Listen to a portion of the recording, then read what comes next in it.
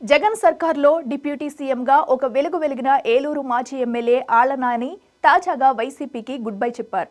ఇప్పటికే జిల్లా పార్టీ అధ్యక్ష పదవికి, నియోజకవర్గ ఇన్ఛార్జ్ పదవికి రాజీనామా చేస్తున్నట్లు ప్రకటించిన ఆయన తాజాగా పార్టీ ప్రాథమిక సభ్యత్వాన్ని కూడా వదులుకున్నారు. నాని రాజీనామా ప్రకటన చేసిన తర్వాత ఏలూరులో వైసీపీ ఆఫీస్ కూల్చివేత వివాదాస్పదమైంది. ఆ క్రమంలో తన రాజీనామాకు కారణాల మీద, పార్టీ ఆఫీస్ కూల్చివేత మీద ఆయన వివరణ ఇచ్చారు. తాత్కాలికంగా రాజకీయ విరామం తీసుకుంటున్నట్లు ప్రకటించారు.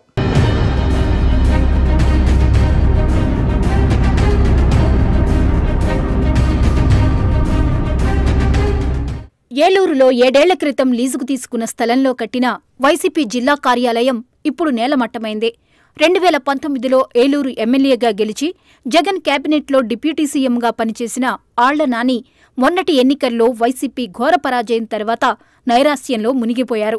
1999లో కాంగ్రెస్తో రాజకీయాల్లో ప్రవేశించి అప్పటి నుంచి వరుసగా ఏలూరులో పోటీ చేస్తున్న ఆయన ఇప్పటికి 3 సార్లు ఎమ్మెల్యేగా గెలిచారు.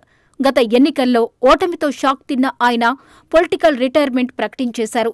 ఎన్నికల్లో ఓటమి పాలైన మాజీ ఉప ముఖ్యమంత్రి ఆళ్ల నాని మీడియాకు కనిపించడమే మానేశారు. దాదాపు వారం క్రితం ఆ ఏలూరు జిల్లా వైసీపీ అధ్యక్ష పదవికి, ఏలూరు వైసీపీ ఇన్ఛార్జ్ పదవికి రాజీనామా చేస్తున్నట్లు ప్రకటించారు. అప్పుడు కూడా ప్రెస్ నోట్ రిలీజ్ చేసి తన నిర్ణయం వెల్లడించారు. ఇప్పుడు తాజాగా వైసీపీ పార్టీకి కూడా రాజీనామా చేస్తున్నానని, ఓటమి తర్వాత మొదటిసారి మీడియా ముందుకొచ్చి వైసీపీ పార్టీకి కూడా రాజీనామా చేస్తున్నట్లు చెప్పారు.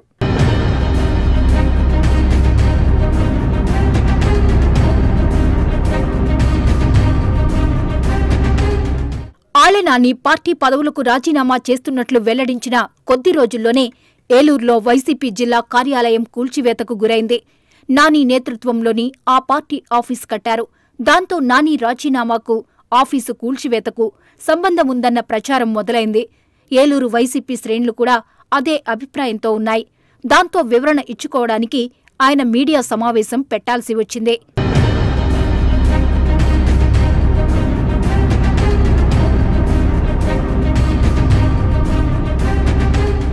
కొంతకాలం రాజకీయాలకు దూరంగా ఉండాలని నిర్ణయించుకుని వైసీపీకి రాజీనామా చేసినట్టు నాని చెప్పుకొచ్చారు. వ్యక్తిగత కారణాలతోనే ఈ నిర్ణయం తీసుకున్నానన్నారు. ఏలూరులోని వైసీపీ జిల్లా కార్యాలయ భవనాన్ని పడగొట్టిన ఘటన మీద కూడా కేడర్కు వివరణ ఇచ్చుకున్నారు. ఆ స్థలాన్ని 7 ఏళ్ల కిందట లీజుకు తీసుకున్నామని, లీజు సమయం పూర్తి కావడంతో యజమానికి అప్పగించామని స్పష్టం చేశారు. ఆగస్టు 1నే స్థలాన్ని అప్పగించామని, 15న స్వాతంత్ర్య వేడుకలను పార్టీ ఆధ్వర్యంలో నిర్వహించాల్సి ఉన్నందున అప్పటి వరకు ఆగారని చెప్పుకొచ్చారు.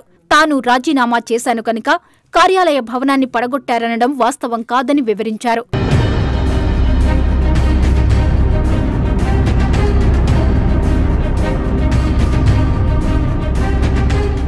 వాస్తవానికి శుక్రవారం పూట జరిగిన కూల్చివేత వైసీపీ శ్రేణుల్లో పెద్ద కలకలమే రేపింది. దాని వెనుక రాజకీయ కారణాలున్నాయని కొంతమంది అనుకున్నారు.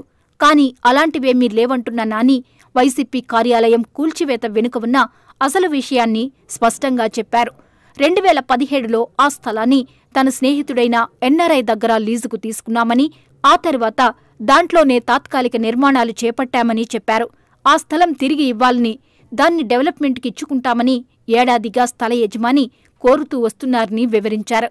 ఎన్నికలకు 3 నెలల ముందే స్థలం యజమానికి ఇచ్చేయాలని నిర్ణయించినా ఎన్నికల వేళ కార్యాలయం తీసేస్తే మంచిది కాదని టైం తీసుకున్నామన్నారు. తన అనుచరులకు, పార్టీ కేడర్కు ఇదే విషయమై ప్రత్యేకంగా మీటింగ్ పెట్టుకుని వివరణ ఇచ్చుకున్న మాజీ డిప్యూటీ సీఎం ఇప్పటికైతే రాజకీయాల నుంచి విరమించుకుంటున్నానని చెప్తున్నారు. అయితే తన తదుపరి కార్యాచరణ మాత్రం ఆళ్ల నాని వెల్లడించలేదు. కొంతకాలం పాటు సైలెంట్గా ఉండి భవిష్యత్తులో జనసేనలో చేరే అవకాశం ఉన్నట్లు ప్రచారం జరుగుతోంది.